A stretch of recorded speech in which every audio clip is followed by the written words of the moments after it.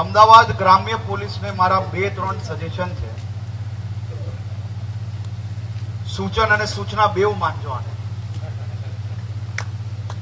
હું માનું છું કે પોલીસિંગ એ ગુનેગારો જોડે ગુનેગારોના પગ ધ્રુજી થાય એ પ્રકારે જ થવી.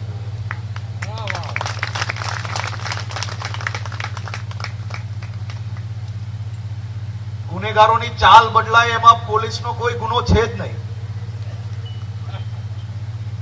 અને બદલાવી જ જોઈએ.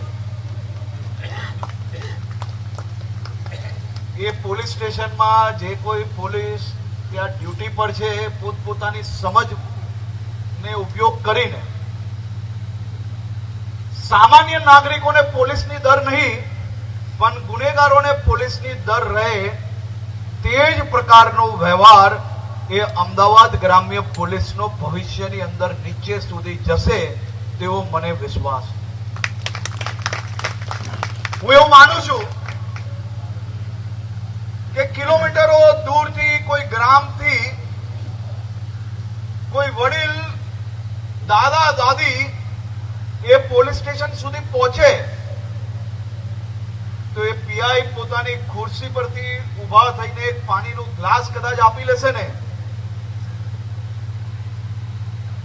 તો એ ઉંમરલાયક દાદા દાદીના મનમાં પોલીસ પ્રત્યેની શ્રદ્ધા અને પોતાને બચેલું જીવન જીવવાની તાકાત એ વધુ મજબૂત થશે.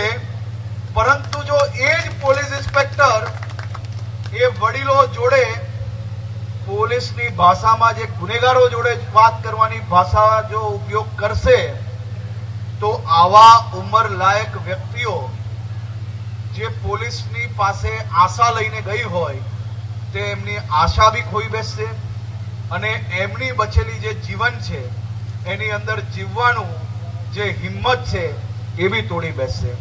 તો પોલીસ ગુનેગારો જોડે હજી વધુ મજબૂતાઈથી, ગુનેગારો જોડે હજુ વધુ કડકાઈથી કામ કરે, પરંતુ મારા અમદાવાદ જિલ્લાના નાગરિકો જોડે વધુમાં વધુ પ્રેમથી વર્તે તેવી બી હું આપ સૌને શુભકામનાઓ આપવા.